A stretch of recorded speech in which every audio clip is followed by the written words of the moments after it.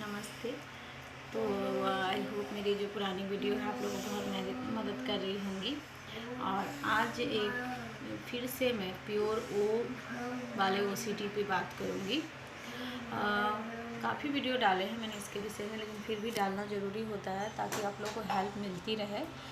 Pure ओ में अक्सर जो है ना कंपल्सन जिसमें होता है, प्योर ओसीडी में कंपल्सन होता है और प्योर ओ में कंपल्सन दिखता नहीं है। जो माइंड के अंदर ही कंपल्सन होते हैं लेकिन पता नहीं चलता, और लेकिन ओसीडी में कंपल्सन होता है तो वो पता चल जाता है कि हाँ इसके साथ ये प्रॉब्लम है, चाहे हमें भी पता चलता है। लेकिन प्योर वो जिनको होता है वो समझ ही नहीं पाते कि वो एक सिर्फ विचार है या मैं जानबूझ के ला रहा, मतलब इस उलझन में उनका माइंड एक आंसर ढूंढता रहता है। मान लीजिए कोई नेगेटिव थॉट आया उनके माइंड में, उनका एक माइंड ओसीडी वाला माइंड उसने बोला कि इस थॉट पे तो चिंता दिलाएगा उसे, फिर उसे बार बार याद दिलाएगा, फिर एंजाइटी देके खुद कंपल्सन कराएगा माइंड के अंदर ही, मतलब थॉट को बार बार चेक करेगा इंसान। यही कंपल्सन है। मैंने बहुत लोगों से सुना है कि प्योर ओ वाले को रिलीफ मिलती है कंपल्सन से। देखिए प्योर ओ में मुझे नहीं लगता कि माइंड के अंदर कंपल्सन रिलीफ मिलती है, बस एक एंजाइटी होती है। तो एंजाइटी के कारण लोग ध्यान दे लेते हैं उस थॉट को, जो थॉट उसे परेशान कर रहा है। तो यही है प्योर ओ, जो माइंड के अंदर ही अपना कारनामा दिखाता है, बाकी बाहर वाले लोगों को पता ही नहीं चला। प्योर ओ में बहुत ही मतलब दिक्कत हो जाती है डॉक्टर के सामने मानने में कि इसे ओसीडी है, क्योंकि जिनका कंपल्सन है वो तो दिख गया, जहाँ कंपल्सन हो रहा है तो ओसीडी है। बाकी जिनका कंपल्सन ही नहीं हो रहा, दिख ही नहीं रहा, तो वो जिनको ओसीडी है वो खुद भी नहीं समझ पाते हैं, बाकी अगला जो जिनके सामने वो बोल रहे हैं वो भी नहीं समझ पाता, और डॉक्टर भी बहुत देर हो जाता है उन्हें ये मानने में कि ओसीडी है। तो कैसे पता करें कि हमें प्योर ओ है? अगर आपके माइंड के अंदर एक थॉट कोई नेगेटिव सा आया, ठीक है, उसमें एंजाइटी भी थी, आपकी मर्जी के खिलाफ थी, वो आया, अब ना चाहते हुए भी उस थॉट को आप बार बार याद कर रहे हैं, तो याद करने से क्या होगा, वो थॉट और बढ़ जाएगा और फिर एंजाइटी दे दे कि वो थॉट आपको मतलब ज़बरदस्ती कंपल्सन कराएगा, मतलब ज़बरदस्ती अब आप सोचने पे मजबूर हो रहे हैं, एंजाइटी हो रही है, फिर से वो थॉट सोच रहे हैं। इसमें बहुत ही तंग हो जाता है, मतलब इंसान बहुत ही तंग, मतलब किसको कहे किसको सुने, ऐसी हालात में आ जाता है। इतना तंग करता है प्योर वाले। मेरे को जो लगता है ओसीडी तो तंग करता ही है कंपल्सन वाला, लेकिन ये प्योर वो सबसे ख़तरनाक मुझे लगता है थोड़ा सा। तो इसमें इंसान ना किसी को बोल पाता ना समझ पाता, मतलब एकदम अंदर ही अंदर होता है ना, फाइट चलती रहती है उनके मन के अंदर, लड़ाइयाँ। लेकिन देखिए सब्र रखिए, हिम्मत रखिए, हिम्मत नहीं हारिएगा कभी, क्योंकि जब भी आप हिम्मत हारोगे ना तो ऐसा हो जाएगा कि मतलब ओसीडी को भी मौका मिल जाएगा कि चलो ये तो आप पहले से ही हार मान लिया, अब तो मेरी जो मर्जी होगी मैं इसके माइंड के अंदर चलाऊँगा।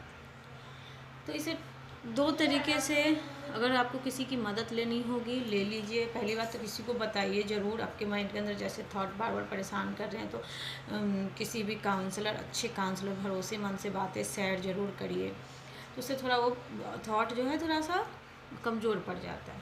और या तो नहीं, अपने फैमिली मेम्बर में आपके कोई समझ रहा है तो उसे बताइए एक बार ज़रूर। उसके बाद क्या करिए कि ये थॉट एंजाइटी देके जब आपको कंपल्सन कराना चाह रहा है ना, मतलब चेक मत करिए। एंजाइटी हो रहा है ठीक, कितना भी आपका माइंड कहे कि तू कर ले चेक, देख ले कौन सा थॉट आ रहा है ये वो, लेकिन हिम्मत करके अगर इसको इग्नोर करना सीख गए, मतलब एक इंटरेस्ट जो आता है ना, हमारे ओसीडी में एक इंटरेस्ट आता है, मतलब नहीं चाह रहे फिर भी हमें मन कर रहा है कि उस थॉट को सोचें, नहीं चाह रहे फिर भी हम काम करेंगे, यही तो सबसे बेकार वाली बात है।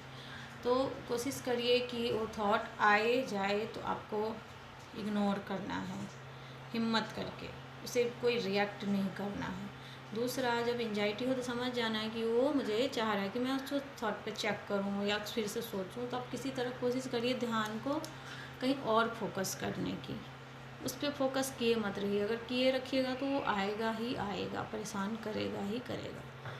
तो कोशिश करिए, हिम्मत रखिए, हौसला अपने अंदर बुलंद रखिए कि हम जीत जाएंगे। देखिए, अगर हम उठ खड़े हों, नहीं खड़े होंगे तो सब कह देते हैं आराम से, मैं जिनसे भी जुड़ती हूँ सब कहते हैं कि देखिए मैंने कितने के मेडिसिन छुड़ा दिए। अब मेडिसिन कई लोग डर से ले रहे थे कि नहीं मैं मेडिसिन कहीं छोड़ दूंगा तो मेरे को नींद नहीं आएगी, ये नहीं होता, लेकिन पर ऐसा नहीं होता। मैंने तो कितने के मेडिसिन छुड़ा दिए, फिर कहाँ उनको नींद तो अच्छे से ही आ रही है। तो मतलब ये सिर्फ डर है, कहीं ना कहीं एक डर रहता है और कहीं ना कहीं माइंड हमारा एक आंसर ढूंढता रहता है। जब तक उसे आंसर ना मिल जाए तब तक वो उलझा हुआ रहता है। तो कोशिश करिए जब एंजाइटी हो तो आप ध्यान को कहीं और भटकाइए, अच्छे थॉट में लगा दीजिए, कहीं भी जहाँ आपका मन करे, माइंड से बाहर रहिए वर्तमान में। और ऐसे कर कर कम से कम 1 सप्ताह 2 सप्ताह उसकी चैन तोड़िए। चैन नहीं टूटेगा वो आपको परेशान करेगा ही करेगा।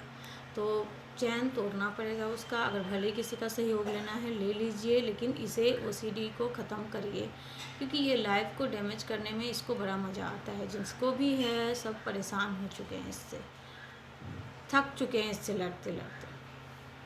तो अच्छा है कि हम वक्त रहते अपने संभल जाए, सुधर जाए और इसको ठीक कर ले। क्यों नहीं होगा ठीक, ज़रूर होगा। जब बड़ी बड़ी बीमारियां ठीक हो सकती हैं तो क्यों नहीं होगा। बस हमें हिम्मत चाहिए, साहस चाहिए। इतनी अच्छी लाइफ मिली है तो उसको हम बर्बाद क्यों जाने दें इसके पीछे। तो मेरी बात आप समझ गए होंगे और मेरे चैनल को सब्सक्राइब भी ना किए मत जाना, क्योंकि देखिए मैं अगर इतना कुछ करती हूँ आपके लिए, अगर थोड़ा टाइम निकालते तो आप लोग मेरे लिए थोड़ा कर दोगे तो क्या ही चला जाएगा, कुछ नहीं जाएगा ना आपका। तो मेरे को हिम्मत आएगी, फिर अब मैं आप लोग के लिए तरह तरह के सपोर्ट करूँगी। तो और मेरे से अगर बात करना, मेरी थोड़ी बहुत हेल्प चाहिए होगी तो मैं नंबर दे दूँगी, देती हूँ नंबर मैं। तो तब तक के लिए अपना ख्याल रखिए और OCD से जीत के दिखाइए। तब तक के लिए